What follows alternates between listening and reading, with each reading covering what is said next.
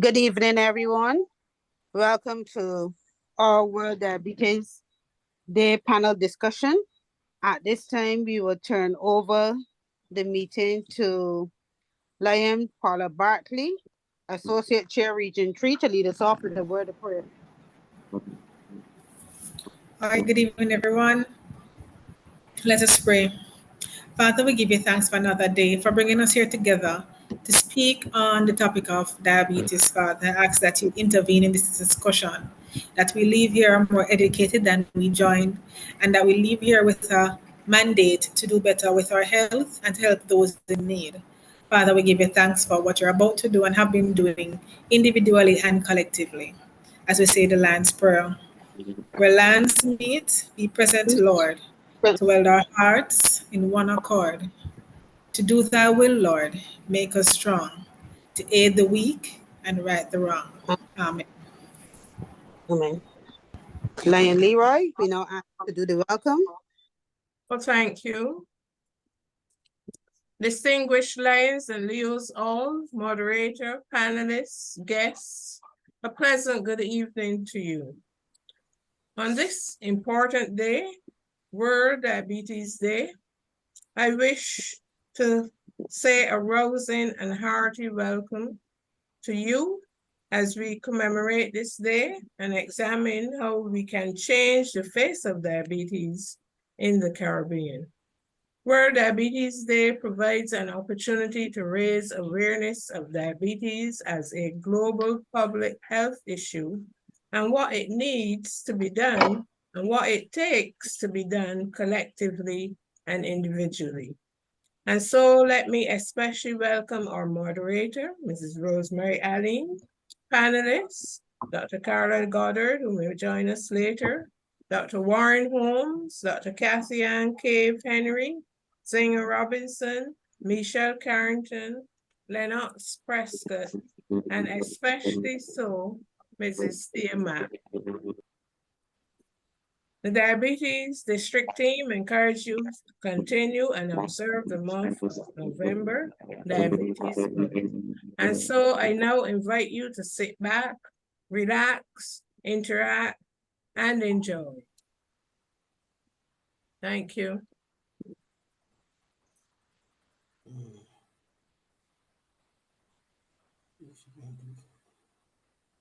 Now, Wendy, can I just ask a question? See a map.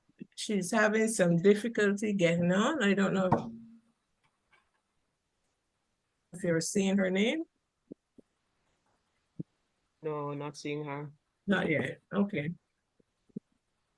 She's having a little difficulty, but I will work with her. Ready to go through.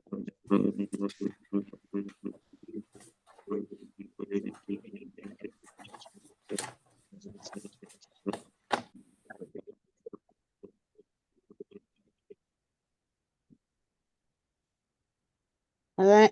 Good evening, all. At this time, I would like to introduce our esteemed moderator, Miss Rosemary Allen. Good evening. Yeah. Good evening, everybody. I'm very happy to be participating in a discussion of this nature because I too am a diabetic. So I want to hear a lot of information from my panelists and everybody else joining in tonight. Now we know that the first panelist I'm going to introduce is Dr. Kathy Ann Cave Henry. She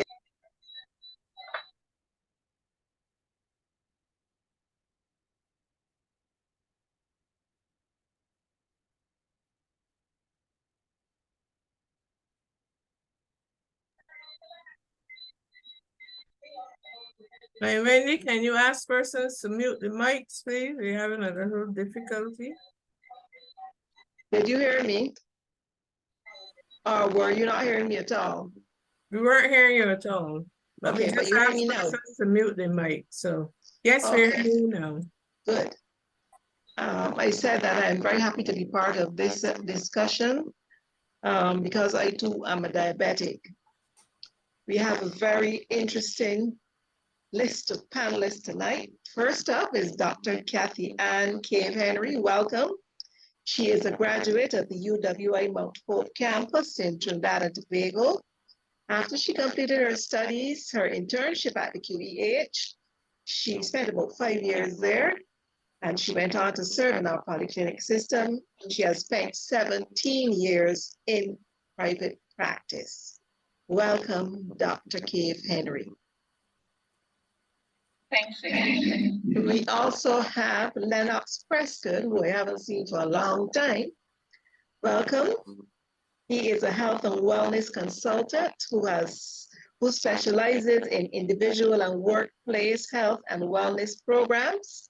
He is the CEO of Pharma Wellness Interactive International. He's also a consultant to several organizations like PAHO, WHO, and USAID. He holds a BSc and an MSc in pharmacology, and he also holds an MBA. Welcome, Mr. Prescott. Thank you. Next up, we have Dr. Warren Holmes. Dr. Holmes is an acting consultant ophthalmologist at the QEH. He is a medical graduate of UWI, where he completed his residency, and he's very passionate about the job he does. Welcome, Dr. Holmes. Thank you and good night. We also have with us tonight Michelle Carrington. Michelle is a dietitian. She is a registered dietitian of 18 years standing. For her undergraduate studies, she attended Ryerson University, which is now called Toronto Metropolitan University. She also holds a master's degree in human nutrition from McGill University. Welcome, welcome, welcome. Thank you. We also have Zinga Robinson. She is a registered nurse who has worked 17 years in the healthcare industry in Barbados. She trained at BCC and then went on to the University of Leicester for her graduate studies program in diabetes. She works at the Endocrine Center, trying to educate her patients and improve their lives through education. Welcome, Ms. Robinson.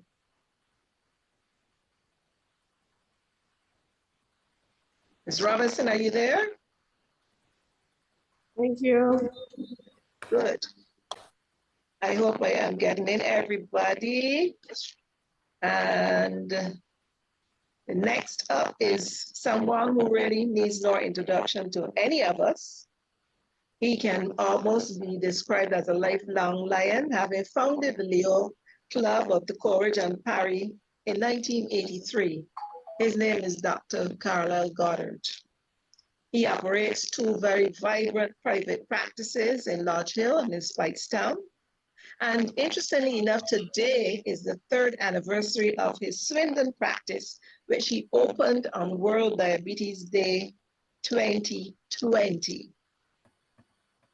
He is also the CEO of the Diabetes Foundation and a consultant who specializes in internal medicine and diabetes and endocrinology. Welcome, Dr. Goddard, if you are here. And we are also expecting to be joined by a young person in her teens who is a type 1 diabetic. Welcome, everybody. Now I want to begin our discussion by reminding us that World Diabetes Day was set up by the World Health Organization in, I think it was in 1991. And looking at, and in preparing for this discussion, I found something, I hope it's still relevant today. It was said that by the year 2045, 1 in 8 people globally, I think they were referring to, will have this disease, this disorder. And I want to begin sort of like at the bottom by asking, when you look at these statistics and you look at the picture in Barbados, in the Caribbean, are you thinking that diabetes could become the next epidemic, the next pandemic? I don't know who wants to tackle that one first.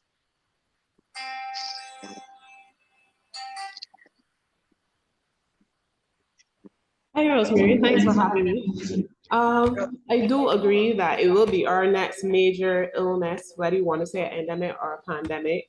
And it so happens because it's starting from our youth, the future that's coming up. The diabetes is already there.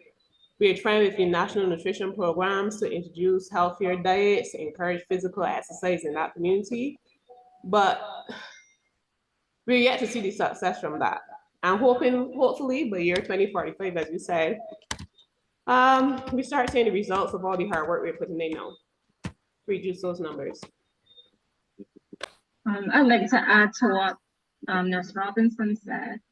And basically, in Barbados, 1 in 5 persons have diabetes.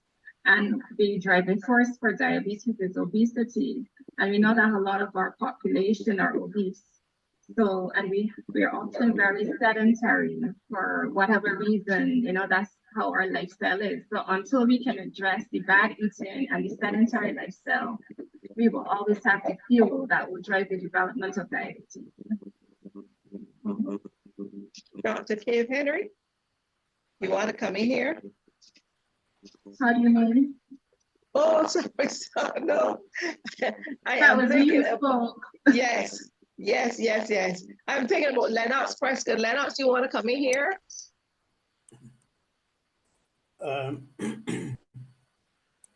I agree with what you said about diabetes and these epidemic proportions. In Barbados, it's a very serious situation. I see so many folk every day who have diabetes and pre-diabetes. And you need to pay a lot of attention to pre-diabetes because most people don't know they have pre-diabetes, which is probably the best stage to start dealing with people. But if they don't know, they're just going to become diabetic. So they miss that whole phase when prevention could be done instead of letting them go on then to get into the treatment phase. Because of our history in terms of eating a lot of foods with high levels of sugar and bad carbs or lack of exercise. And I keep saying that if you have a population where 70% of your population are either obese or overweight, it's going to be very difficult to have good, healthy people at the end of the line. And so I expect that diabetes will become more and more of an issue for Barbados, not only from the disease point of view, but from the economic side. It is costing us significant amount of money to treat diabetics. And I don't think countries can go on, well, the money isn't going to be there to be able to treat people like this as we go on.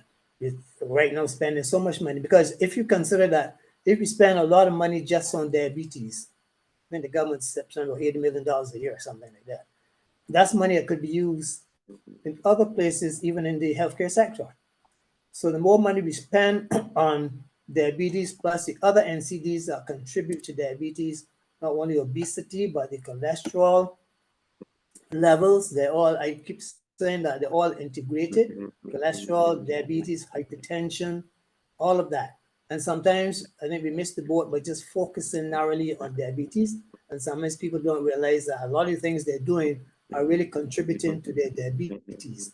And it's not just what they consider to be a genetic issue, because 80% of people have diabetes has really nothing to do with genetics. It has to do with lifestyle and lack of exercise and so forth.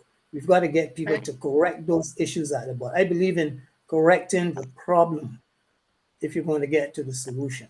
And we've got to spend a lot of time on that. I'm going to come back I'm going to come back to you on something that you said, but I want to bring in Ms. Carrington here as a dietitian. We talk about the challenges, we know the problems. How do we have spent a lot of time and money over the years with education programs that seem, because we have so many fat people, And so many of us have this very sedentary lifestyle. In your practice, Ms. Carrington, what are you seeing? What are you hearing from the patients themselves? Okay, thanks again for having me. I'm going to take this from quite a different spin, and you probably might not hear me talk about a lot about diet today, because I'm going to look at it from a big picture approach. And what I would want to say is that what is lacking, we are talking about changing the face of diabetes within the Caribbean. And from where I sit, I think that if we were going to look at it from both obviously a prevention perspective as well as a treatment or management perspective. And the big challenge that I think that we are experiencing here is, and I think the team for the World Diabetes Day, and I was only able to say it last night, speaks to the whole notion of access. And access to me to care, holistic, integrated, individualized care is lacking. All right. We need to take, if we really want to change the face of how we treat to or manage, prevent, we need to get to the core of the problem. Diabetes is an individualized problem. It's a societal problem too. But the reality of it is, in order to prevent it or to manage it, you have to deal with individuals. And individuals have to have access to individualized, comprehensive care. And that is lacking. And I guess the reason for that, let's say, for example, in the nutrition realm, I can speak to that, and I can speak to some other of my allied colleagues as well. There's lack of capacity. All right, that's where the challenge is. So you have diseases that are driven by lifestyle factors, namely diet, physical activity, and so forth. In terms of diet, who are going to be at the forefront of helping with this? If persons, people need to have access to professionals who would teach them, who would educate them. Yes, there's education, but that's broad. That's a holistic population health type approach that we're using. But we have to treat to an individual who needs access to individualized, integrated care, not only with dietetics, but with a social worker, a nurse, a medical doctor, a physiotherapist, a social, a psychologist that can help them to manage or prevent their condition. That's my position. So access to holistic care, I think, will help to change your face, because we are not doing it right now.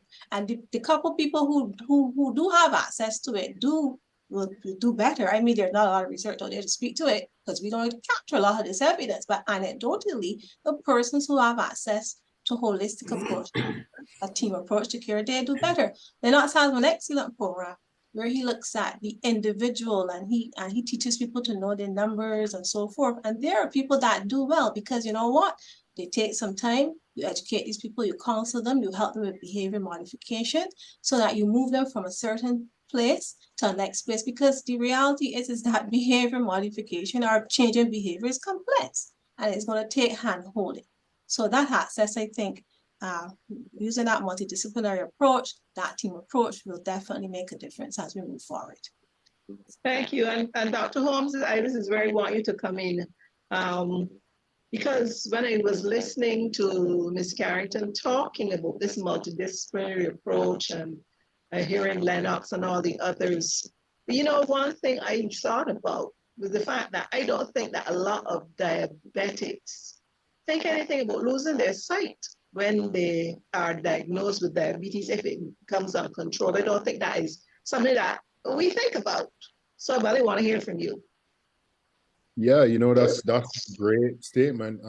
It's not something that I think it is that a lot of them are cognizant about, but it's something that is very important that the initial healthcare providers that they see implore them on the importance of getting regular eye screenings, right? And it depends on what type of diagnosis they have. Let's just simplify it. Is it type 1 diabetes? Is it type 2 diabetes? Are they already diabetic and they're now pregnant, right? These are all important things. And once they have established care with their physician, with their baseline or endocrinologist or even their general physician who refers them on to any eye services, then we can establish a follow-up based on their lifestyle. I'm glad you said that, because when I was preparing for this program, I had a conversation with two diabetics, a man and a woman. And I found out in talking to them that even though we have all this education, we have these panel discussions every year, people know about it, the information, a lot of it is out there. There are lots of myths surrounding diabetes. And I think you healthcare professionals, one of the things I found out in talking to these people is that some of them feel looking to herbal remedies and a lot of things they see on social media that they think will cure them of this disease. Somebody talking about drinking soursop leaves. How do you all as health professionals battle with this, I don't want to say miseducation, these alternative views about care and access to care when you look at the competition you all will have with the herbal medicines? You know, I can only speak about it from what I've observed, my perspective. You know, diabetes, and again, you know, we're not talking about type 1 diabetes. I think sometimes when a lot of us speak, we're speaking about patients with type 2 diabetes. And this is a lifestyle disease, and it's a disease, you know, we associate with a sedentary lifestyle, or not being very active, not eating well, and having other comorbidities or illnesses. And, you know, when this disease does develop, obviously we have to look at why is a patient or a person even in that position in the first place. Their lifestyle was absolutely healthy. When they come around to having their diagnosis and having to process that and manage that, I think some of these, I don't want to say unhealthy habits or lazier habits they get into how they conduct themselves going forward. So, you know, prevention is never a thing, and people always want an easy way to deal with it. It's much easier to hear, I can take this supplement, this miracle drug that's going to help my, you know, help heal my diabetic retinopathy or my vision loss due to diabetes, than to just get active or to eat well, or to manage your blood sugars. So I think the problem is that it's much easier to believe something that seemingly is a lot easier to do than for us to all face the facts and understand that we're not living healthy lives. But as Caribbean people, I know that a lot of the information, for example, that I have heard about diabetes over the years, I heard they're not saying that it is not hereditary. People feel like it's hereditary, it's a lifestyle disease. But lifestyles are very difficult to change. And I want to hear from Nurse Robinson, your one-to-one contact with your patients. What new advice can you give them about lifestyle changes? Because they will tell you, and I will say, yes, I know I shouldn't drink 2 Cokes in one go. I know, we know that we shouldn't do these things, but lifestyle, hard to change. Nurse Robinson. I agree with you. Lifestyle is one of the hardest areas to change. So I look at making small daily or once weekly changes. Like you said about Cokes. Every patient I've seen in the last couple of weeks hooked on Cokes. So what can I do? I know. I can't say to them, go cold turkey and start drinking 4 Cokes a day. I bargain. It literally comes down to me bargaining with my patients. I'll say, all right, Friday will be your cheat day. Maybe we'll have 2. The next 2 weeks I might get you down to 1. Hopefully in a month I can get you on some sparkling water or some other alternative. But just about making small changes.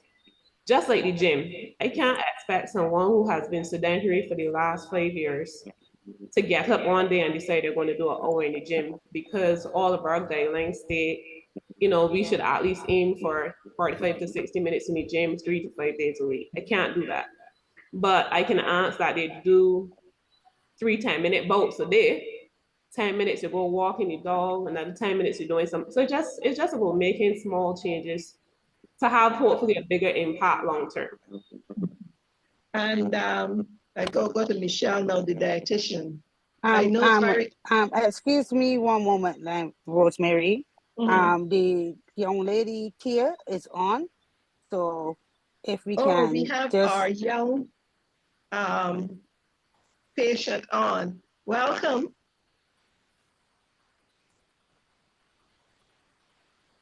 I'm not sure she's hearing me. Yes, she's hearing me. Oh, I can see you, but your voice, your audio seems to be very low, but welcome. I'm very glad to see you. And as soon as I'm finished with Ms. Carrington, I'm going to come back to you because Dr. Holmes was talking earlier. He mentioned type 1, type 2 diabetes, so I'm going to come back to that. But I want to talk to Ms. Carrington, the dietitian. I know many times when I myself I've been going to doctor over the years. Oh, I'm going to send you to a dietitian. But when in my mind, when I hear about a dietitian, I hear about eating carrots, celery, no starches at all. And I know that that is not really true. But a lot of diabetics out here believe that. I'm sure you hear that from your patients, but I want to hear from you. How do you get us to change the way we eat? You know how we Caribbean people eat, the portions and the types of things we like. All right, so a couple of things, you could call me Michelle, that's fine. A couple of things I want to suggest. Now, the first thing is that I hear you saying that you're diabetic, but I want you, this was years ago, this is years I was training, and one of the things that we learned early on is that we don't define people by disease. You are a person living with diabetes because you can live very well with diabetes, all right? So that's the first thing, any condition. Even me, I have a situation and I am a person living with the situation. So the thing about it is, in terms of diet, there are a lot of myths out there, and you'll be surprised to know, and I mean, everybody will probably jump when they hear me say this, but there's no diabetic diet, really. All right. Oh, you have to battle social media on that. Yes, I see a lot of them. That's why you need to have access to credible information. All right. By the persons who are trained to do this. All right. And really and truly, again, it comes back to that lifestyle approach, and it really depends on a person. You develop a diet plan, because diet in our world is not restrictive. Diet is whatever you eat or drink. It's not restrictive at all. That's what probably the lay person would think. But really and truly, it comes down to a whole set of factors, right? And you have to look at that person and see what works for that person, because a variety of different types of diet can support you and your quest to live with diabetes. And the thing about it is that what you need to remember is that one of the main goals is that you're trying to manage your blood sugars. That's your primary goal. You want to have adequate hemoglobin A1Cs. You're trying to obviously reduce your risk from other parameters. You want to manage your blood pressure. You want to manage your blood lipids and so forth. If there's weight challenges, you really want to deal with that. So in terms of getting people to change, what you're really looking to do is, again, Zinga said it, it's really seeing what's important to that person after you've assessed that person, because you have to do a thorough assessment, nutrition assessment, where you look at people's anthropometric variables. You have to look at their biochemical data. You got to look at the clinical situation. You got to look at the diet to see what really might be a diagnosis that you can come up with, because there are nutrition diagnoses. After you've done your assessment, you make a nutrition diagnosis, and then you discuss with that person what is their goal, because it's really about that person, what they can do, and then you work towards that goal. You don't expect people to change overnight. Like you said, like we all know, it's behavioral, so it's going to take time. It's going to take repeated exposures, but the research is there. It says that at least even on an average of 3 exposures to a nutrition professional dietitian, that people can have the reductions in the hemoglobin A1C of about 1 to 2%, and that's significant. So really and truly, it comes down to that approach to what is necessary for that person, and it's really all about the individual. And I'm glad we are talking about the individual because we have a young person here who is a type 1 diabetes, has the type 1 diabetes she's living with. I have to get the politically correct. Thank you, Michelle. Welcome. How are you doing today? How are you doing, Thea? I'm fine, thank you. How are you? I am well. How are you managing your condition? What do you do? Um, so far so good, I guess. Is it hard? Most of the time. So tell me, how do you manage? How do you manage your diabetes? At this point, it's just a matter of taking my medications to times, eating properly, and exercise. So your parents help you with managing your diabetes? Yes, please. Do you have any friends with diabetes like you? Yes, please. You know, we are concerned that, you know, a lot of our young people are showing up with the condition. So what you and your friends talk about? You and your friends who have the same condition, do you compare notes? Not really. Not really. Y'all don't talk a lot about that. But tell me, what, in terms of what you eat, what are some of the things that you are allowed to eat?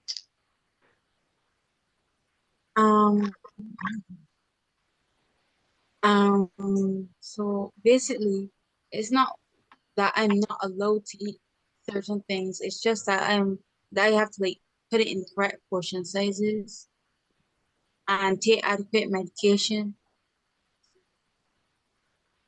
I think Rosemary, she has a story to share. Yeah, let me hear your story. That's why I asked her what she and her friends talk about. But tell me your story. Well, my name is Tiamat. I am 14 years old and I'm currently living with type 1 diabetes, but I refuse to let that define who I am as a person. I was diagnosed with it around the 9th of January 2014 when I was 4.5. And because I was so young, I don't really remember all of what happened. My parents would have filled me in on most of those things.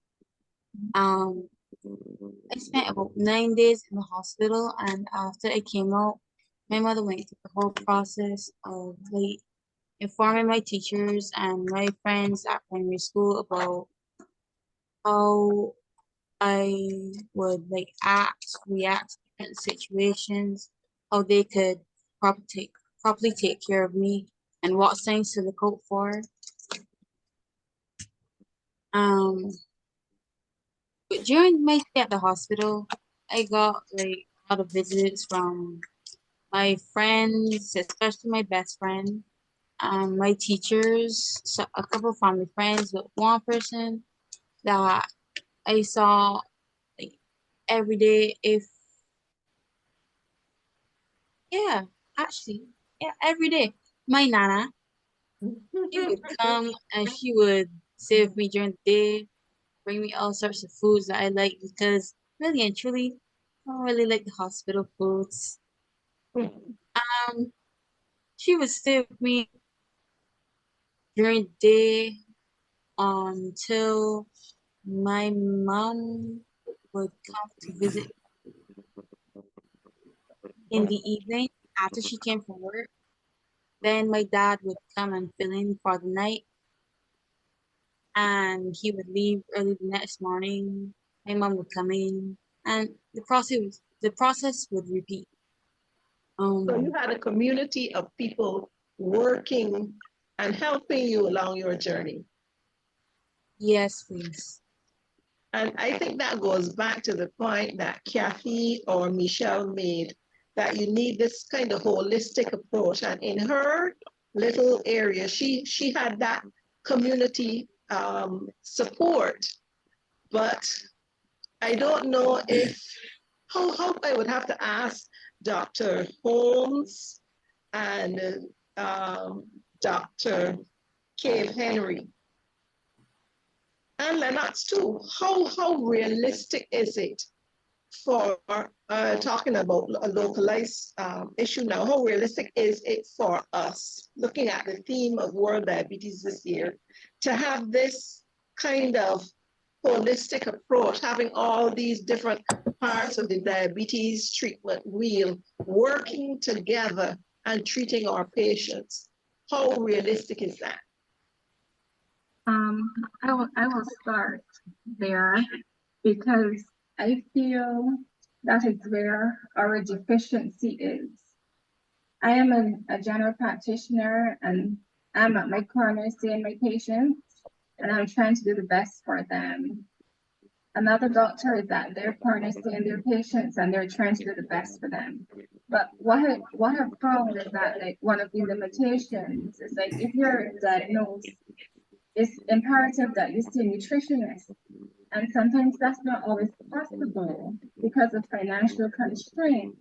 So I think we, as a country, we are failing our diabetics in terms of their management because we need to have some form of program so that if you are diabetic and you have been diagnosed, when you leave my office, instead of me saying to you, Mr. X, go and see this dietitian so that you can know how to eat and what to eat.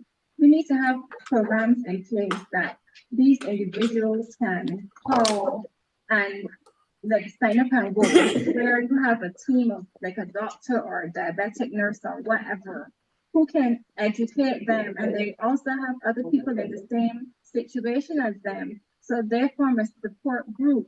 And if they have a problem, they can just reach back out to this support group to get your training for 2 months or 3 months, and you're better, you know, like to manage your condition. Because if we just do it one-on-one, a lot of people are going to continue to fall through the cracks.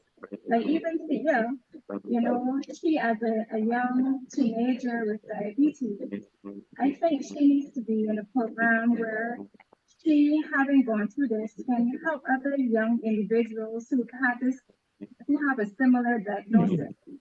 And even as they get older and they transition, she can tell them a lot more from her experience. You know, the same thing about the carb counting, the insulin, the diabetes and exercise, how to adjust the insulin when you're sick. All these different little things it's gonna take practice. I'm sure Thea's mom, she's had to learn all of this, so she herself is an expert. And we need to start using our resources so that we can target a wider community if we really want to make a difference.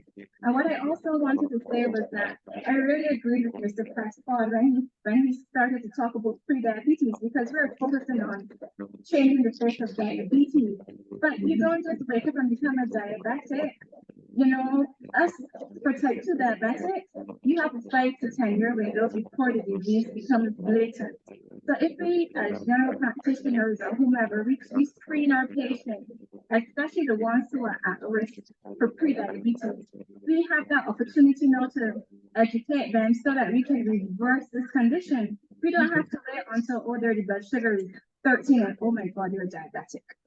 You know, if you had done an HbA1c 6 months, 5 years, you could have been in a position to intervene versus be mopping up, you know, a problem. But don't you, and I want to come to Mr. Prescott about this because his wellness programs. I know that many organizations in the last, I would say 10 years or so, you know, you're talking about screening. People go, they have these people to come and take the blood sugars and all of that. I think that is a part of the primary effort to screen. I don't know how the data is captured, but I want to hear from Mr. Prescott. How do you think we can capture these pre-diabetics before their blood sugars are 13 and 20? Okay, in my program, And I have close to 1,000 people in my program. 1,000 Barbadians. It's all about Barbados. So all the And information I have across is all about age Barbados. groups. Across all age groups. That's right. So I have clinics in the community, and I also do a lot of work for companies like The Nation and Carters and everybody else to tie it to their insurance premium so that they have a healthier workforce. Therefore, you should get better premiums. Huh? It's all tied into that.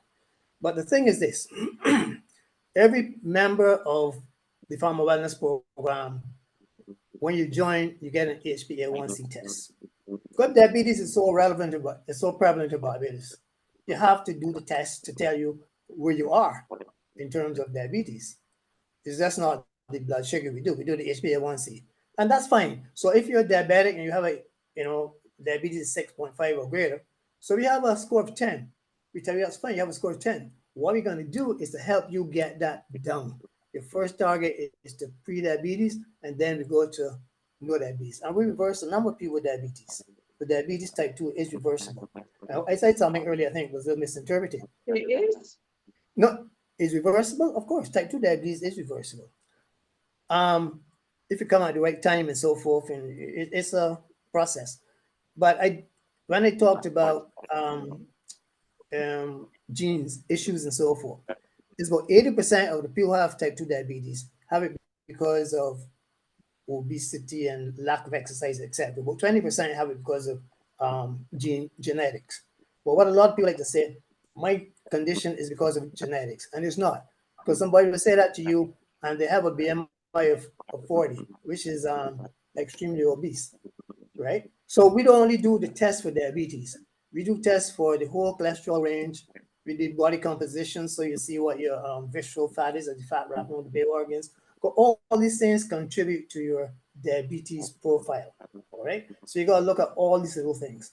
Plus, everybody gets the results. I give them back all their results in a little booklet, and now they can get the results on their smartphones.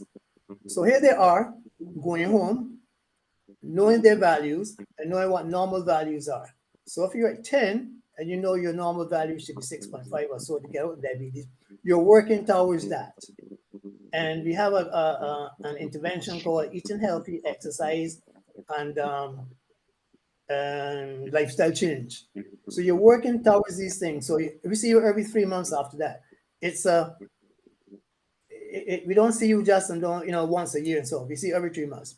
So when you come back, you get your homework. Your homework, if you want four soft drinks, for example, I would say to you, okay, you're on 4 soft drinks.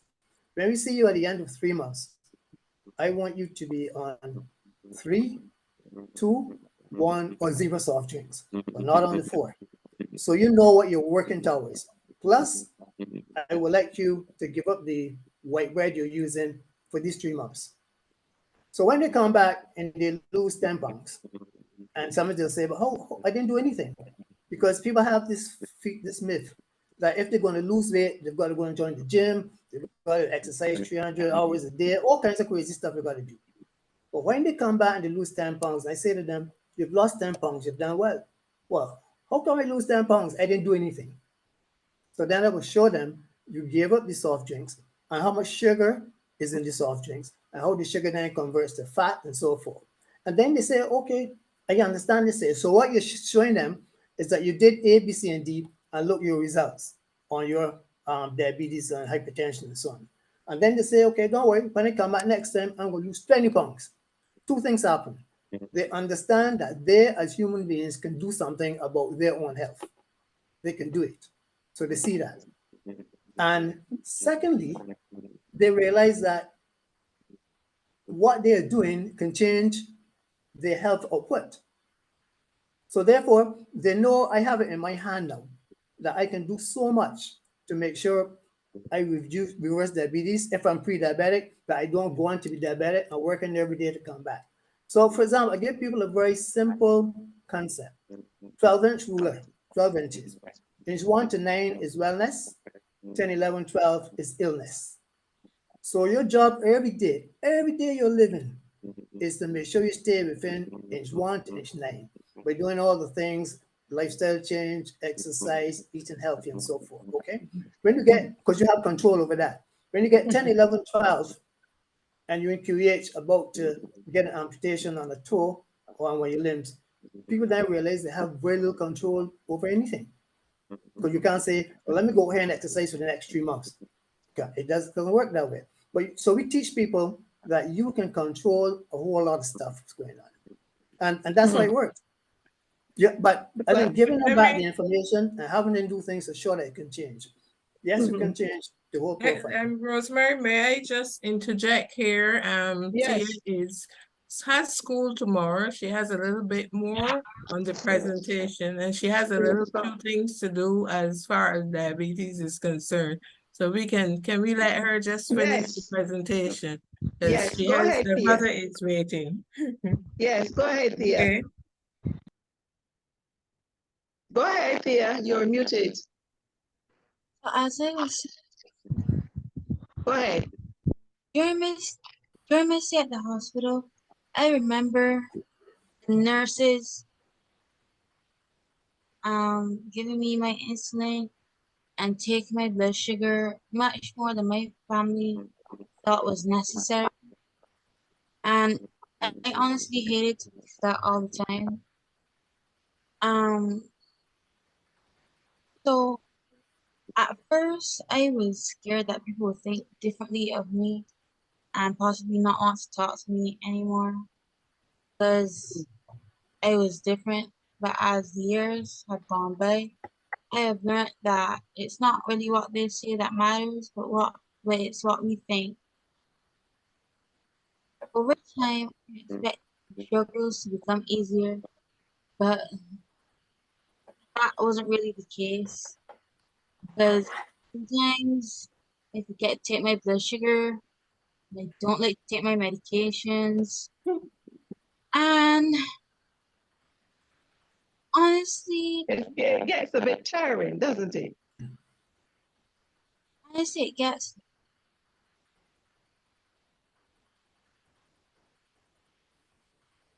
Your thing is I get a little bit stubborn. I thank her for that. Well, I'm very glad that you joined us this evening because I have never met anybody as young as you living with this condition.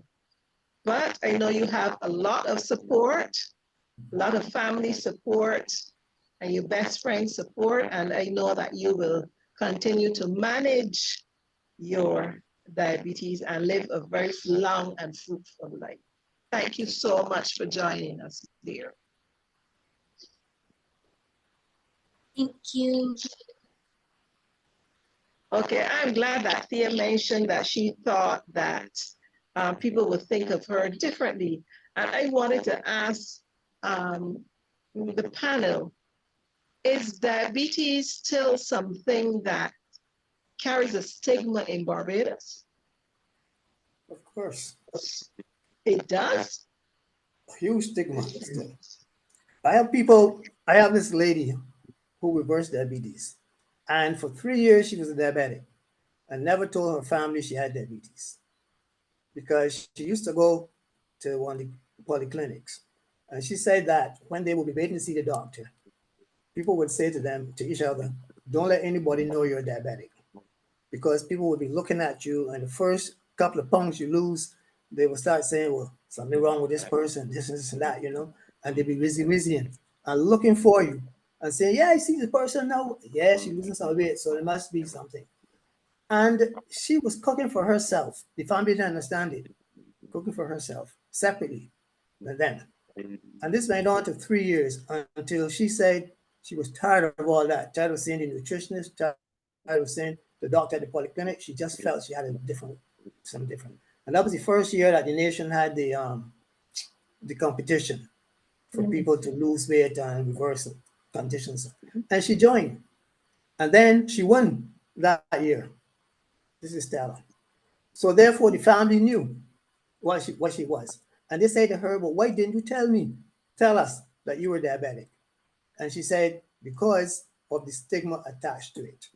No. So Dr. Holmes and Miss Carrington and Ms. Kim Henry, is this something that you see in your practice? I mean, there's so many people who are diabetic. I really am shocked to hear that there's this stigma.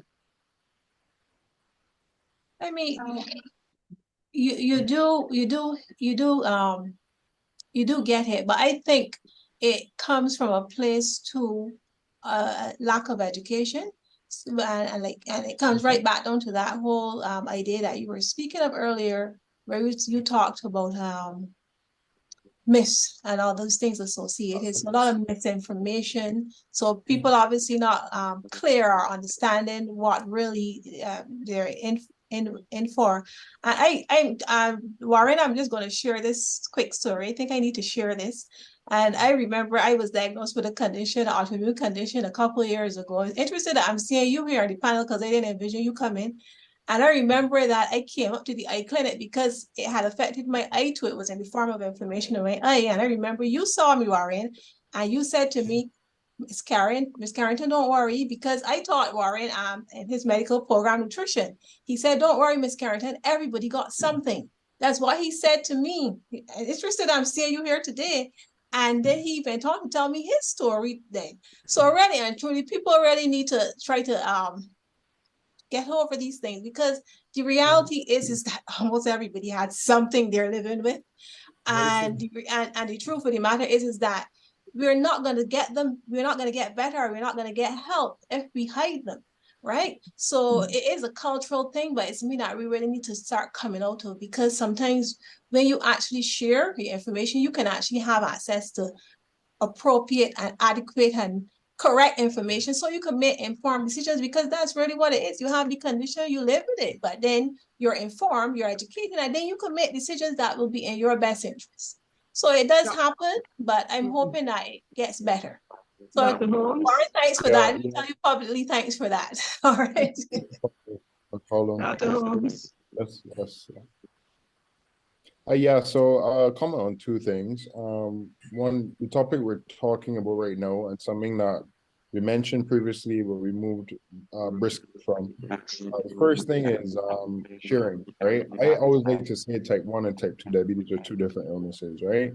In my opinion, sharing and that patient's particular case that you were describing, Mr. Prescott, your family can support you and help you. They can encourage you to work out and to eat properly and whatnot, instead of judging you about your weight loss and your diet and your exercise. And that family support, or that support from a friendship group, can get you to your health goal. In type 1 diabetes, it's important to share because you're on insulin, yeah? You have all these risks associated with the symptoms of hypoglycemia, and it's important that the people around you know what's going on. So hiding that can actually be life-threatening, yeah? And as I said, you know, I know you mentioned you haven't seen someone, Miss Irene, with a condition like diabetes that young, and you know she is a type 1 and they're type 2 diabetes.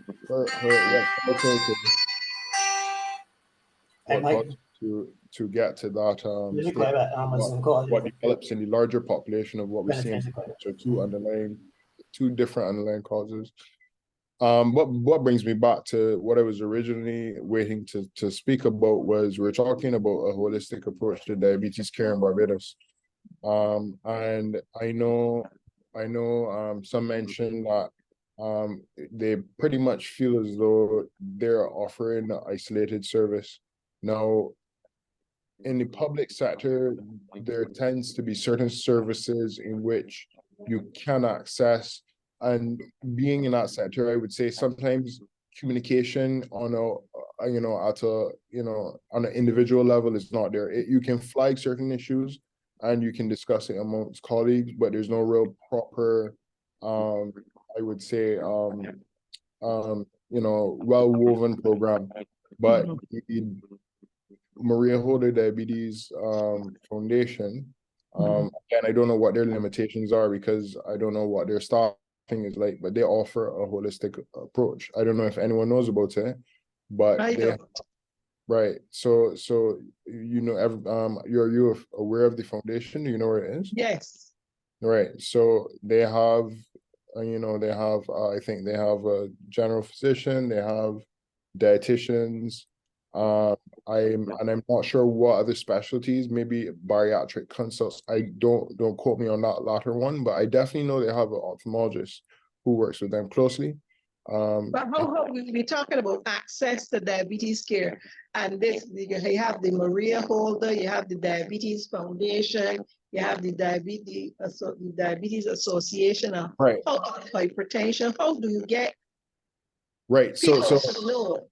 So when you, as I said, we were talking about not identifying any place in Barbados that has a holistic approach, and I know that they have a holistic approach. So when you go there, right?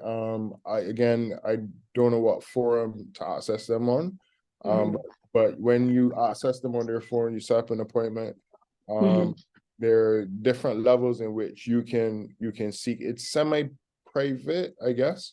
So part of it is subsidized, but obviously they had to make a huge, especially when it comes to a lot of the eye screening programs and stuff. There's a big financial investment there. So they offer a really subsidized like screening program, especially for eye disease screening.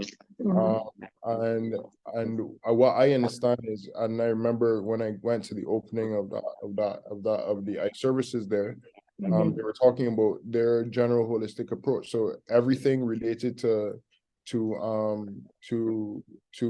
potential diabetes complication, they have a consultant in some form of that whole diabetes pathway that can assess you and set up further appointments if necessary. So and they do diabetes screening as well. They have all the instrumentation necessary for it. In talking and are thinking about access to diabetes care and the theme this year, what are some of the key components you think that we need to put in place for this access to diabetes care? I know that some diabetics, for example, if you talk about the new, I like to call it technologies in checking your blood sugar, different things that can be used to check your blood sugar. I certainly feel that if diabetics had easier access to the monitoring where you don't have to be sticking yourself so many times a day, I think that doctors and healthcare professionals might get more compliance from their patients, but that's just me. But I want to hear from people who are actually out there working. What do you think are the key cogs, are the important layers that would make access to diabetes care in Barbados to be redundant, more accessible to the ordinary Barbadian? I mean, I don't know where to start on the topic like that. It's a big, many components. But what I would start with is speaking about that specific thing you just identified is monitoring and having to stick yourself often. There's a lot of technology now on the market. I don't know how much of it is accessible in Barbados. Continuous glucose monitoring, right? Yes, some of that is very accurate. The technology was, new years ago, but there are several advanced models in our market. We don't see like the latest versions. We see a lot of the older versions as we're serviced through, Latin America and other neighboring bodies. But I know quite often a lot of we in our office privately we supply our patients with Freestyle Libre monitors. It's a little small round circular attachment. It's very easy to apply to the skin. And it continuously measures your blood sugar. You have a little, I mean, that's just because we have such a high volume of patients with diabetes and diabetic related eye disease. And to be honest, something I was mentioning earlier, is easier to say I have this problem, I just want to take this, or come into the doctor for this treatment.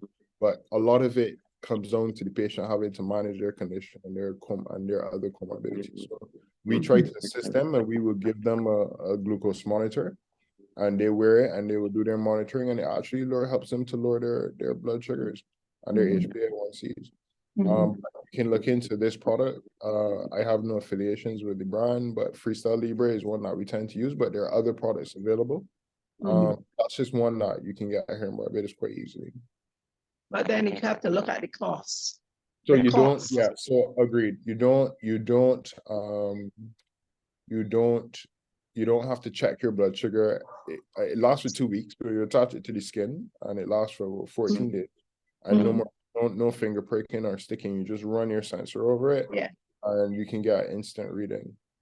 But I want to, I'm going to interrupt you and go to Lennox because I see that I'm looking at the time. Affordable medications, that ties into the glucose monitoring things. Affordable medications as one of the cogs in the access to diabetes care in Barbados. Do you think that we are doing really well there, or we can do better?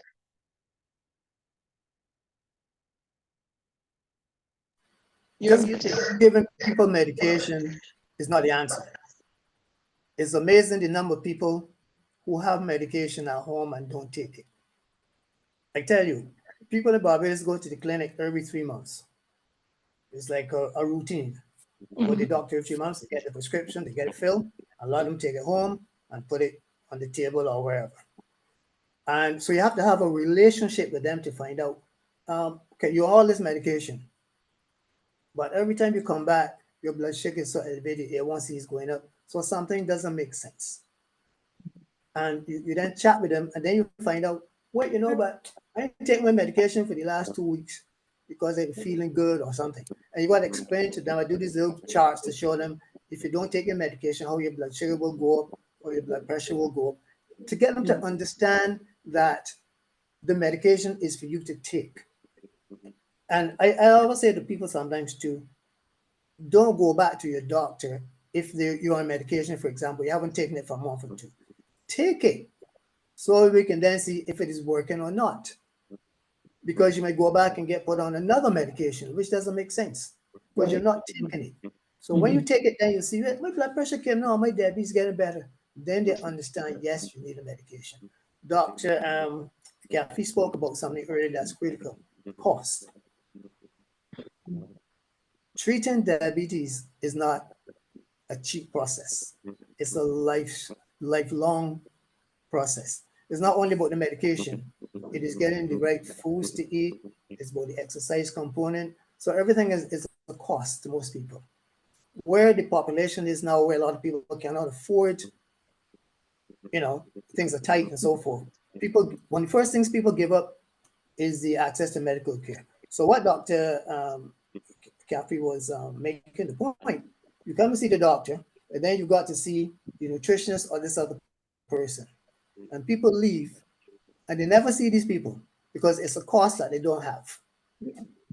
If diabetes is such a bad thing in Barbados, you really need to have a system that will, assist people like that. If not, they can end up with diabetes and loss of limbs and so forth, and cost the government more money than if we address the preventive situation. But we're not there yet because prevention, we talk a lot about prevention, but we really isn't there in the active action programs. So a lot of people go on, it's amazing how sad it is that a lot of people, one physician who's now retired said to me, I'm not blaming physicians, this is practical. He said to me, Lennox, you know, if I understood what you were doing, I could have saved so many people from losing limbs in my practice. I didn't understand. But now, so I allow them to go on from pre-diabetes to diabetes. And that should never happen when there's a process there to bring them back. But you got to find them first. So I agree with the Prime Minister who says that everybody should have an A1C in Barbados. That's true. But to get it done is another issue. So I think if you're going to change the face of diabetes, but the cost is not the issue because it is cheaper to do that than to do all the amputations. And look at what happens after you have an amputation. You got to get the wheelchair. You've got to get the ramp to the house. And if you look at houses in Barbados now, so many houses in Barbados now have ramps to them. It's like a architectural thing, but it's not. It's that somebody in that house has lost a limb or something and they need a wheelchair. That tells your story. And then some of them can't go back to work. So it's a complicated issue that we allow to become like that. And my point is, and I keep saying this, we got to get serious about prevention, more serious. Talk about it. So in my program, people who have reversed diabetes, who've done well, we have meetings where they talk to everybody else. Mhm. But I'm glad you're talking about this, Mr. Prescott, because in looking at the theme for diabetes, this World Diabetes Day this year, we talked about access to care. We talked about the early diagnosis and screening, the need for that. We're talking about affordable medications. I think Michelle and the other ladies spoke about the multidisciplinary care teams that are needed. The nurse talked about education and all of the things you, Mr. Prescott, you, Mr. Holmes, the ladies, Dr. Cave Henry, and you're talking of all these things. I think the underpinning thing in all of this is the need for more education. Do you agree, ladies and gentlemen?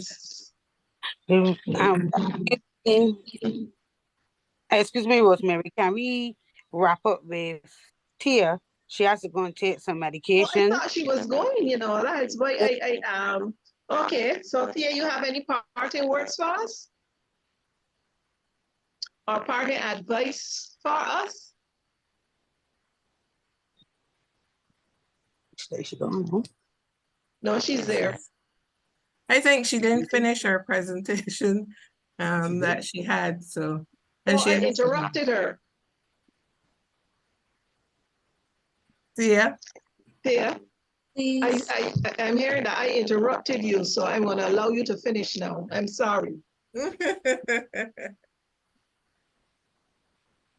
So the COVID-19 pandemic provided its own challenges as it started when I was in class 4 preparing for the common entrance exam. So I had to try to adjust to online learning. Then when I finally started to become accustomed to it, we were told that we were able to return to face-to-face school so that we could prepare for the exam. And the thing is, I didn't quite go back out to school until the day before the exam because they were saying they didn't know how the vaccines at the time would react with diabetics. So I wasn't really comfortable with that. But during that time, my mom got papers from the teacher so that I could be like doing the same work as my classmates. We would carry them back in to get corrected and she would bring them back and we would do the corrections together. And she did all this while uh, having a job of her own and having to deal with the kids that she taught. Over the years, I've heard people try to discourage my mother from letting me participate in certain activities, but I am glad that she didn't listen. Along with my now deceased grandmother, my mom encouraged me to be the best that I can be.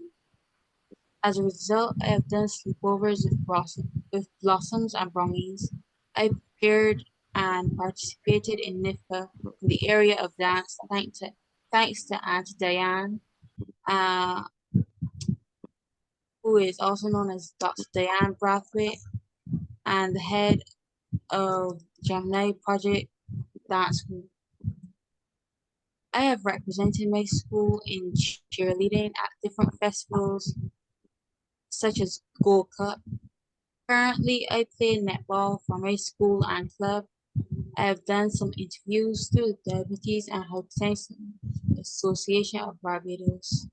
And during lockdown, when we could not leave the curtilage of our property, I did a short video on healthy lifestyle and an ad for the Maria Holder Diabetes Foundation.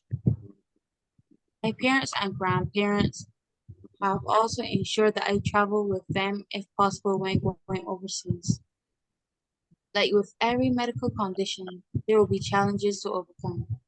I'm not proud of some of the things that I do, but this is my journey. Not taking my blood sugar on time, forgetting to take my Lantus, not wanting to eat everything that is good for me, and not wanting to eat in general are just some of the challenges that I face in my everyday life.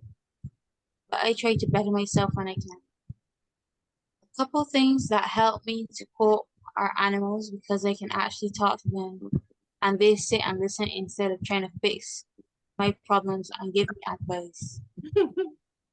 And I also like listening to true crime podcasts because it's really interesting how people can let their emotions get the better of them. In addition, when I was first diagnosed, I received a bear called Ruby that showed me where I should be giving myself injections. That same year, I attended Camp Pride, which is a camp for diabetics. At that camp, we were taught about diabetes, what foods were healthy, and how to prepare those foods. There were also fun activities you could take part in that I loved. These included sports, dance, craft, and educational sessions. We were also able to go on adventurous tours on land, which would be horseback riding, and in the sea, such as snorkeling and swimming with the turtles. Since COVID, camp has not restarted, and I would really like to have the camp restart so that the newer diabetics can have the same experiences that I did.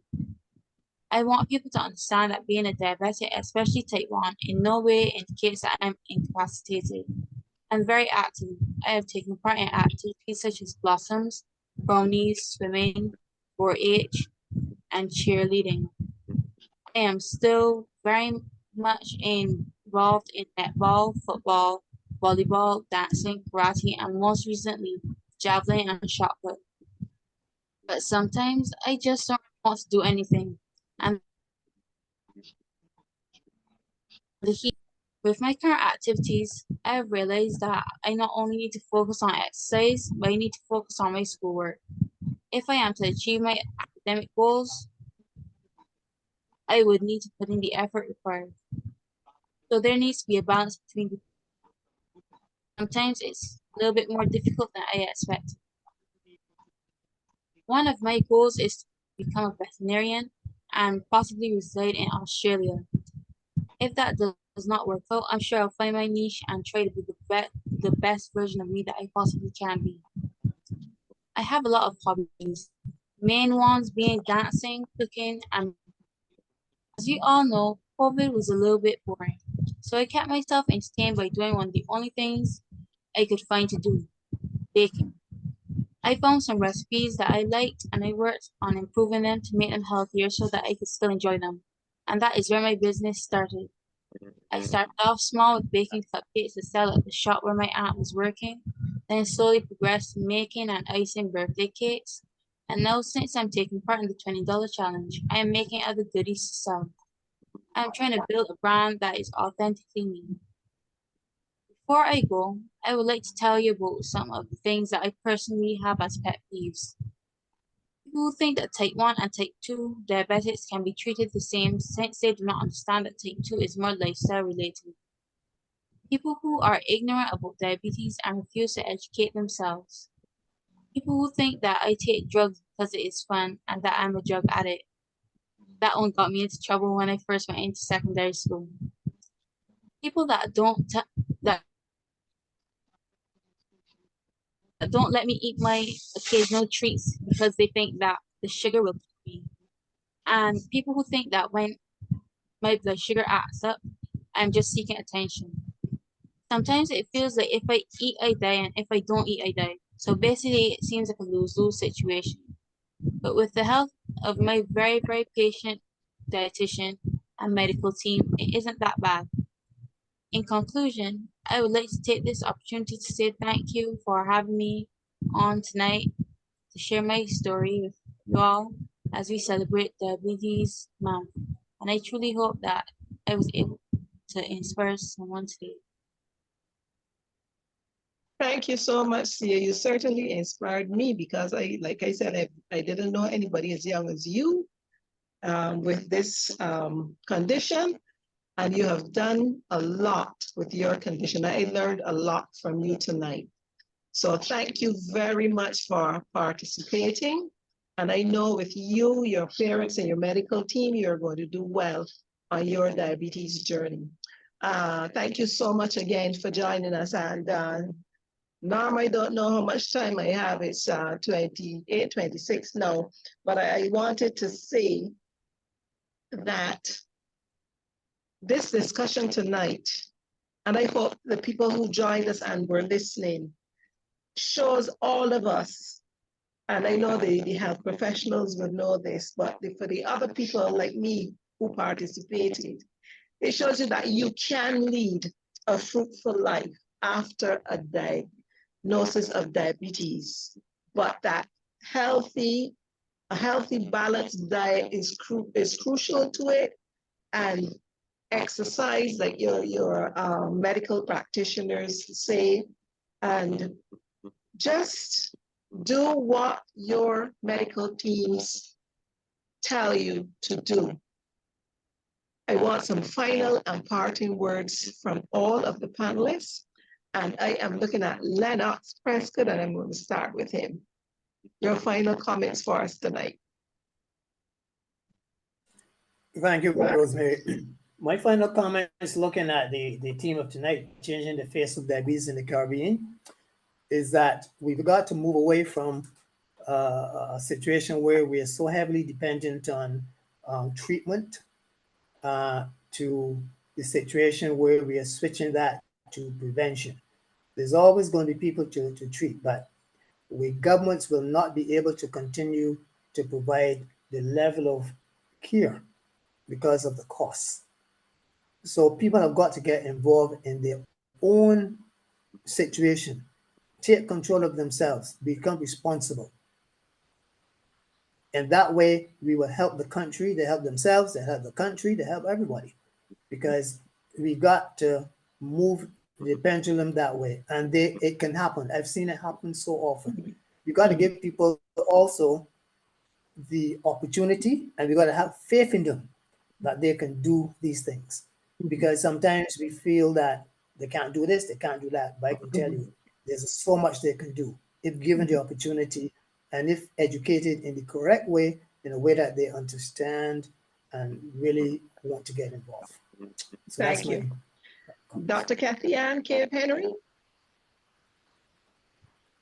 Please. My parting words is to each and every one of the persons listening and who are participating in the discussion, is that if you are not already been diagnosed as a diabetic, I want every one of you to make sure you get tested, get your HbA1c done when you go to your doctor, so you can find out where you stand as a person, and so you can monitor it going forward. Because prediabetes is the precursor to diabetes, and you do have the opportunity to fix that and make it go away. So you need to empower yourself by knowing, becoming educated, so that you can have a deciding factor in how your life turns out down the road. You don't have to be surprised if the diagnosis is preventable. Thank you, Nurse Robinson. Hi, thanks for having me. My parting words, just remember that small changes to our daily habits can lead to success over time. Whether that is starting with 10 minutes of exercise or reducing the amount of coat that you have, just remember, start small and make it something sustainable. Michelle? Okay, so Hi, Michelle. yes, I'm here. What I would say is that, and not only diabetes, but in general, chronic diseases, they're there. We know that we're on a just upward trajectory, which is not sustainable. I mean, we oftentimes talk about cost and how expensive things are in terms of managing and so forth, but we have to make decisions as a population as to what we will spend our money on, and our human resources are what we need. That's all we really have. So for me, I believe that these diseases can be prevented and they can be managed.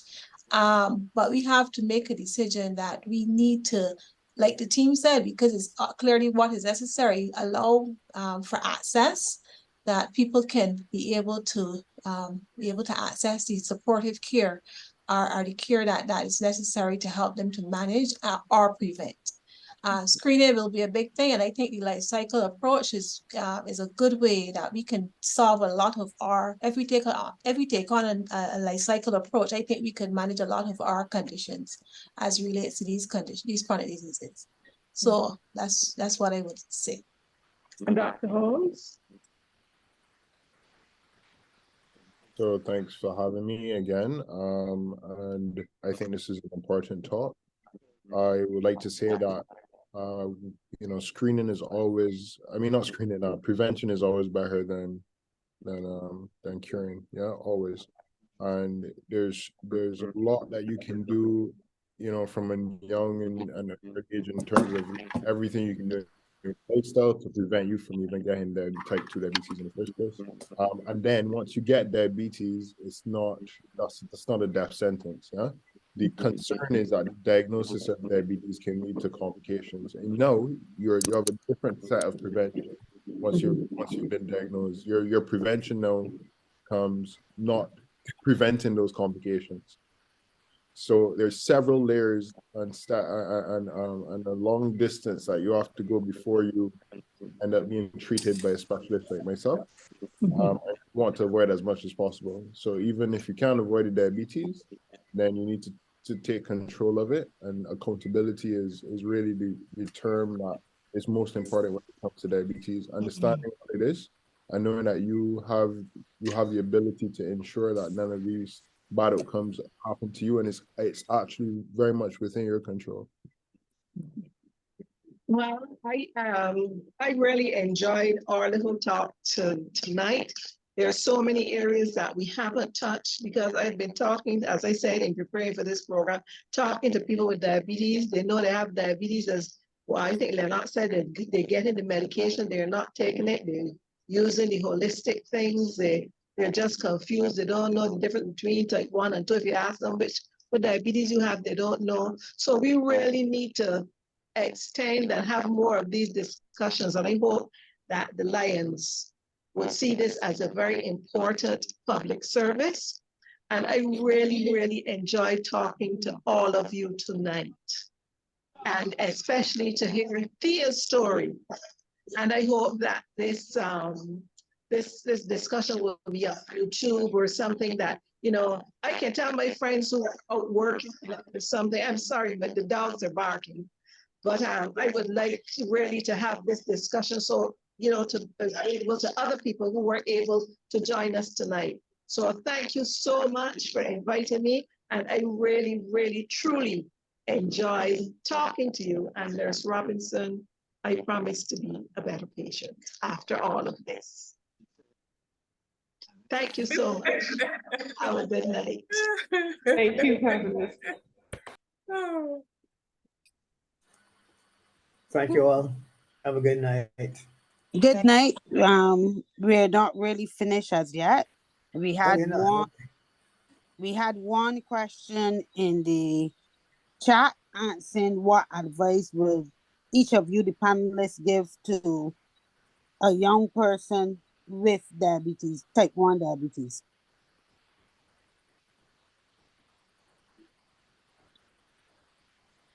Who wants to take that one? I think Kathy's looking like she wants to take that one. Yeah, go ahead. So for any young person living with type 1 diabetes, it is important that you understand your disease. You need to have a support group with I guess your family, your friends, whomever, especially like Thea, who is very active. So each of the persons, like if she's doing whatever sport it is, the participants, the other players need to know what's going on with her so that if she becomes hypoglycemic, they'll know how to react. If she's not feeling well or if she gets sick at school, her teachers need to know so that you can just step into action to help her. Type 1 diabetes is not something that you have in secret, unfortunately. It's something that everyone needs to know about because they need to be there to help you, to encourage you, and to support you so that you can live a long and healthy life and achieve everything that you want to. So don't be ashamed of it. It's not anything that you did to get it. It's just, I guess, genetics, It was just your lot. As they said, everybody has something, and that's just what you have. So just live with it, accept it, move on, and you'll be okay. That's good advice. I hope that answers the person's question good enough. Okay, at this point, let me interject. Len, Dr. Carlisle has just joined, so I don't know if we want to pose a question to him as the latecomer, but he said we made an excuse for him earlier that he was traveling, and once he land, he would join us. So he's here with us right now. Rosemary, it's your call. Good evening, Dr. Goddard.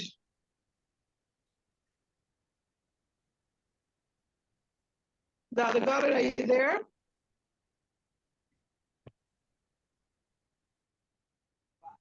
And that is our district governor, so he has to be here and say something. I am not sure if he is Oh. here. Hi, good night, fellow Lions.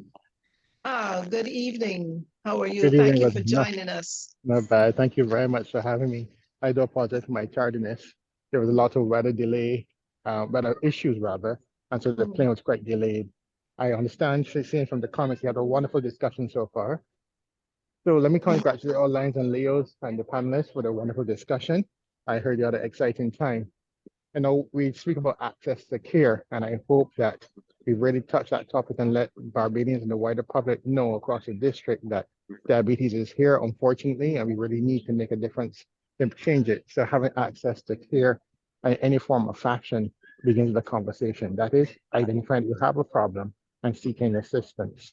And so the wider community through the Lions and other healthcare professionals providing that link. So we are available at any point to see you. We're available to help you. We're ready to do your testing and guide you along the course. So I haven't heard the discussion. I don't want to hog the show, so I leave it here so the panelists would have enjoyed their conversations. But I'm willing to stay in the background for any questions that may pop up. Thank you very much. I don't know if Norma, we have anybody at any questions for Dr. Goddard. I haven't seen any more questions posed in the chat, and I monitored the chat as we went along for the night, but can entertain at least, because I had promised the panelists I would only take an hour of their time, but we can do at least a little 5-minute question and answer session if anyone wants to ask the panel anything, and then we will wrap up with our closing remarks from Len Wendy Coatley Haynes, Associate Chair for Region 1, and the vote of thanks by Len Adora, Associate Chair for Region 2. So, floor is open. Any panelists have any questions for Dr. Goddard?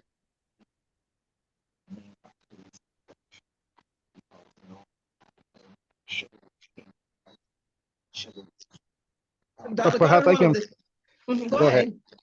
Now, I was going to pose a question to the panelists, asking especially since we have the eye and the dietetics around.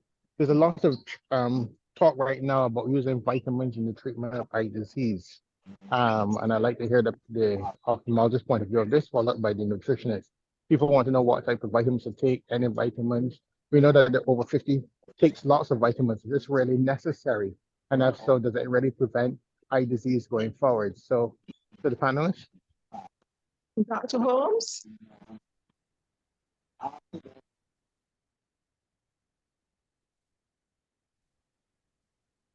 I don't know. Dr. Holmes, are you there?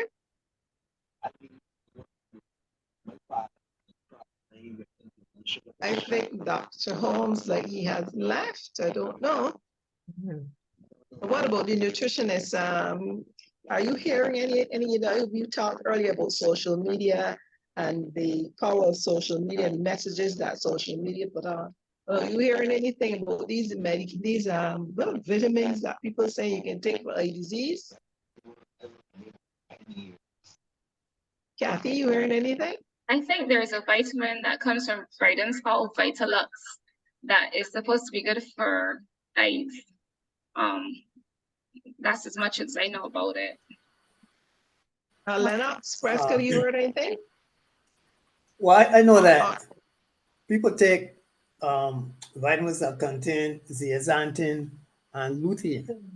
which are two specific vitamins that are good for preventing a lot of the eye diseases. And you Preventing. normally find them, but you got to make sure you get the correct dosage on those two for them to make a difference. They're in certain names, I can't remember right now. But in many of the multivitamins and so on, they're there, but the dosage is not really correct. So you need to get the lutein and zeaxanthin and the vitamin A's, the carrots and so forth. That will help. And not just buy a vitamin, because if you're buying a vitamin for the eyes, you got to make sure you're getting the ones that will help the eye. You're not looking for a multivitamin per se. Michelle? Yeah, okay. So like Lennox said, those are the main nutrients of concern in eye health really are things like your vitamin C's, your zincs, your vitamin A's, and the lutein, like the phytonutrients like the lutein and the zeaxanthins and so forth. But do you really have to buy a vitamin? That's the question. So it really comes back to, you know, how you eat, because a lot of these components are these nutrients, they are found in the foods that you eat. Right. So again, you know, I try to be very cautious in giving information because I'm very big on the individualized approach, looking at assessing a person and see where they're at. Because then, you know, people take this information, just run with it, and it might not be necessary or it might be necessary. So definitely there are key nutrients of concern in eye health. But at the same time, if it's lacking, yes, I would recommend, you know, some supplementation. But if it's not, there's really no need, because you can get all those things in food. And our first option would be to go to the food route first, the whole food route. Does that answer your question, Dr. Goddard? It does to some extent, but there's increasing evidence though that vitamins act as antioxidant for patients with glaucoma and retinal diseases. So we would like the ophthalmologist to come back on, maybe to post in the chat their comments. But you had a question, Rosemary? No. I know. I was just going to reiterate that we were talking about access to diabetes care. We talked about early diagnosis and screening, affordable medications, the multidisciplinary team approach, and education, which all leads to empowerment and so on. So those are some of the things that we talked about. But like I said, it's a big topic, and we need another session like this to touch on the other areas as well. Can I ask a question about Dr. Cave Henry? Pardon? A question to Dr. Cave Henry. As a GP specialist, do you really find that people are accessing the care for diabetes information, or they're only coming at the end stage when they're already diagnosed with complications en route? I think lots of people end up coming when they have been diagnosed, but for me, I do a lot of screening for prediabetes. So at least for my patients, I capture them early because I want to do prevention versus cure. So maybe my practice may be a little different. And I also wanted to say something on the previous topic we were talking about, when we were talking about the vitamins being in the food, but we also have to realize that if you're not eating a balanced diet, you're still not going to get the stuff that you need from the food. So then the vitamins might really come in handy for those persons who are not having a good diet, because I know that every day I don't eat everything I'm supposed to because I'm rushing, I'm busy, X plus Y plus Z. So if you can take the vitamins with your breakfast, then I think you're better off. Somebody had a question up for Dr. Goddard, and they were talking about, I think it was Lennox Prescott that mentioned that diabetes is reversible. And that is something that I never believed when I hear people talking about it. So the person in the chat wants to hear Dr. Goddard on the reversing diabetes. What are your views on that?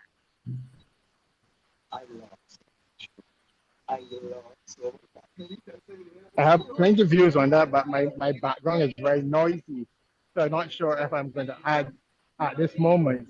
But perhaps I can let that person answer that person directly in the chat. Okay. But there's a lot of information available about reversible diabetes at the moment. And I am one who will look forward to that opportunity to see and admit that the reversal of diabetes. But at this current time, where technology and science is at, we're on the way, but we don't quite have the reversal. And I mean, the evidence is there that starvation diets work because they work because you're losing calories, you're losing mass. So once you lose mass, your insulin resistance changes, and hence your diabetic state may change back to a normal state. However, can you continue that state? Can you really maintain it? And the answer to this is no. Most people, after they fast, go back to put on the weight, and then eventually they go back to the diabetic state. Bariatric surgery has shown that you can really take a person off medication as long as they maintain that weight loss. But over the 10-year progression, the weight gain comes back or their insulin resistance comes back. So we're on the way to treating it, but we don't quite have the solution yet. So I think in years to come, we will have an answer yes. But at this moment, I can only say no, but we are on the way there to understanding what really makes it right. To put that in context, people might say, you have a diabetic now, have bariatric surgery or change your diet, significantly lose the weight. Your diabetes state changes where you come off your medication. But should you get a really bad flu, a bad gastro, or something has stressful happens in your lifetime, in your life, then the diabetes presents itself again. So you can't be cured if it reverts that state so easily. But as I said, we are on the way to reversal, but we have not quite yet capitalized on it as yet.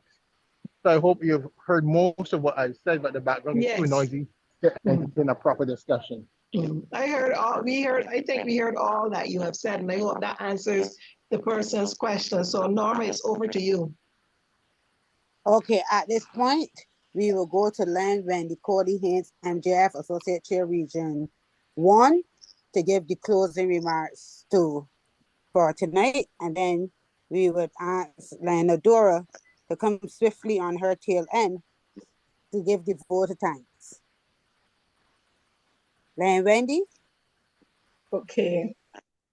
Good night, everyone. Good night. Changing the face of diabetes in the Caribbean. In closing, my perspective is this discussion has been a great success, and I'm sure everyone can agree with that. A wealth of knowledge was imparted. However, it represents only an important beginning.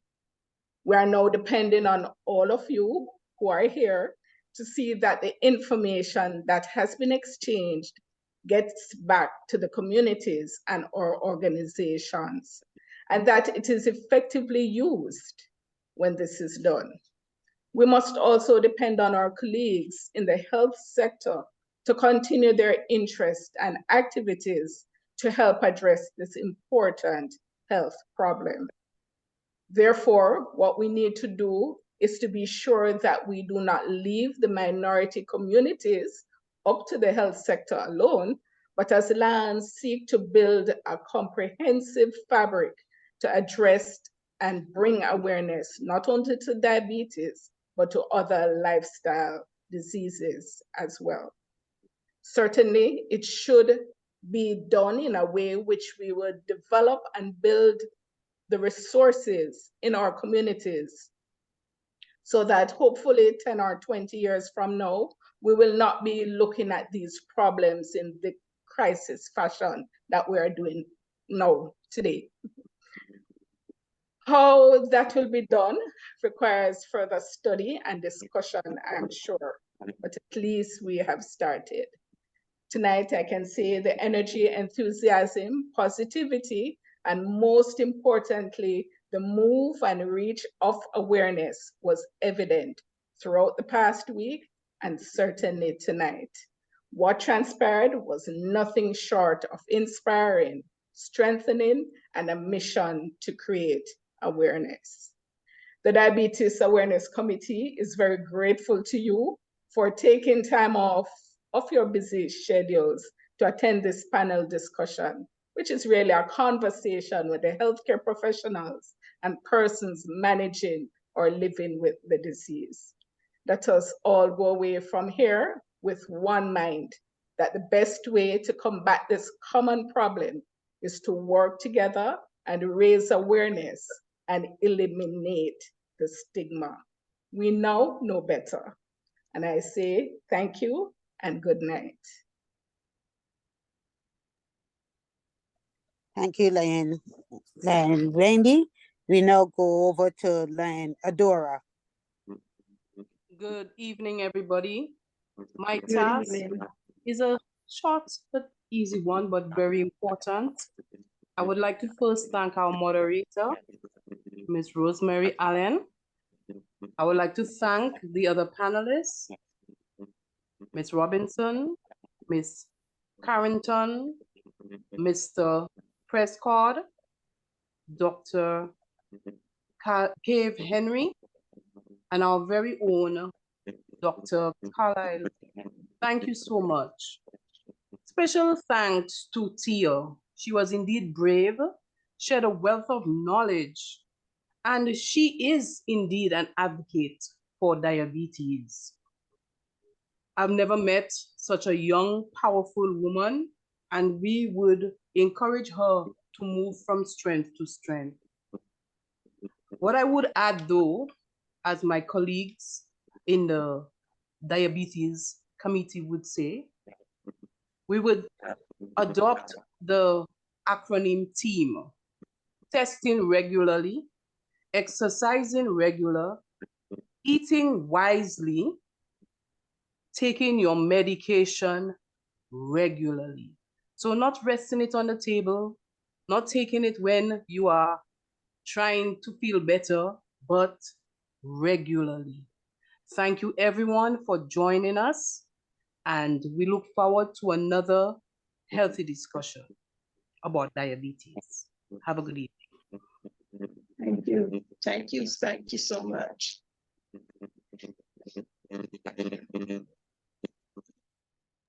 Good night, everyone. Thanks for coming, especially the panelists. So we would like to say a big thank you. You are most welcome, and thank all Thank the you, too. panelists. I really enjoyed talking to you. Have a good night. Same here. Thank you. Bye-bye. Bye-bye. Bye-bye. night, everyone. She can play the video now.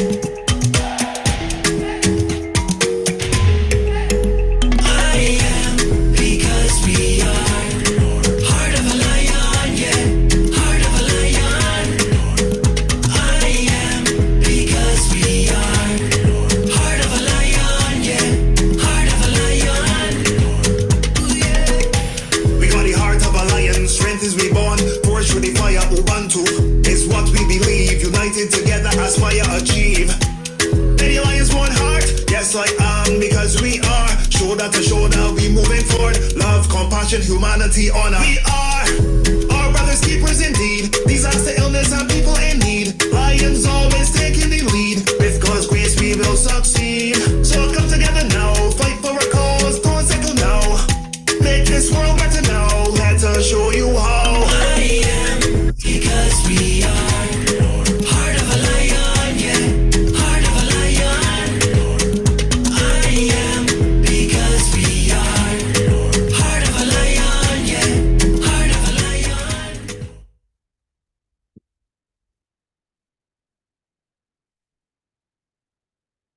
Thank you and goodbye.